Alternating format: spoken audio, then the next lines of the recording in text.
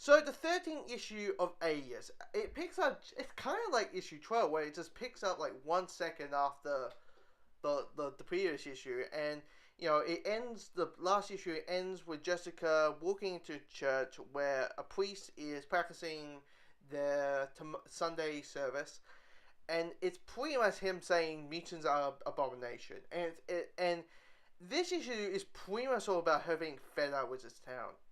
She's just fed out with it. She's like she's ripping this priest apart, saying that you are preaching hatred.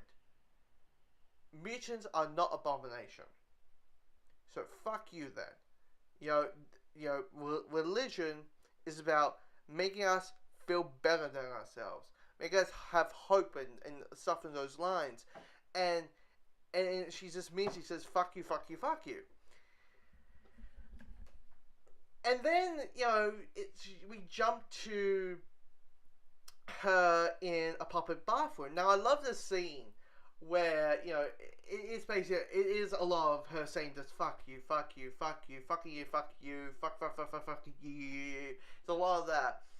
And she's in a public bathroom, looking at herself in a mirror, turns her head and sees Jesus was a mutant, which I kind of laugh a little bit, just because it would be a realistic response to any religion guy who says, it's mutants are abomination, and then you hear the story about the mutant thing, about this kid who fell out of a tree, and he didn't have a single scratch, a single bone broken, but people thought he was a mutant, and he got the living he got beaten.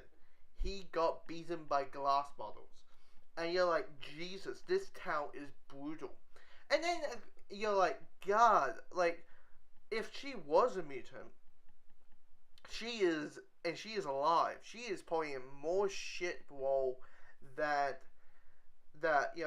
Rebecca, if she's a mutant, she is, like, in a way, in more danger than we normally think. But we found out she's not a mutant, which I assume wasn't the case. It just felt like nobody knew her powers, and it's just simply that they call her a mutant because she's different. She dresses differently. She acts differently than other kids. So there's a sense of you're a mutant, you're a freak just because you look and act differently and stuff of those lines. Maybe Rebecca acts a little bit more maturely than her fellow peers and that kind of thing.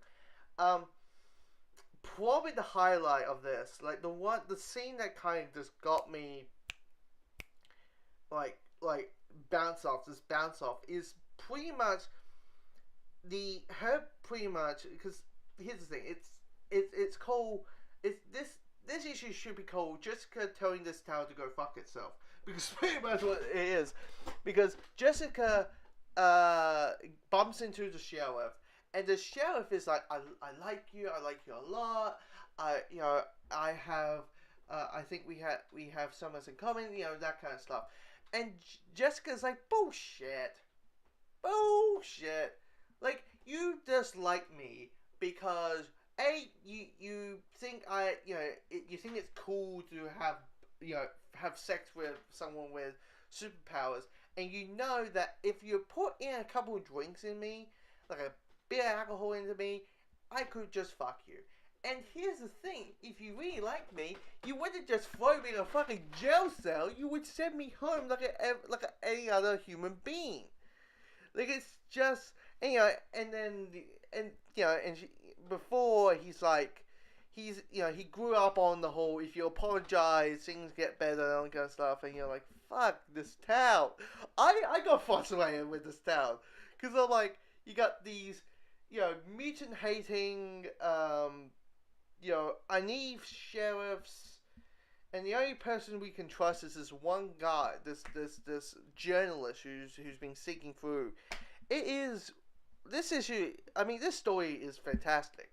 There hasn't been a single issue, well, there's been a couple that I wasn't a fan of, but most of it is, like, really well done, really captured, and, it's, this, is once again,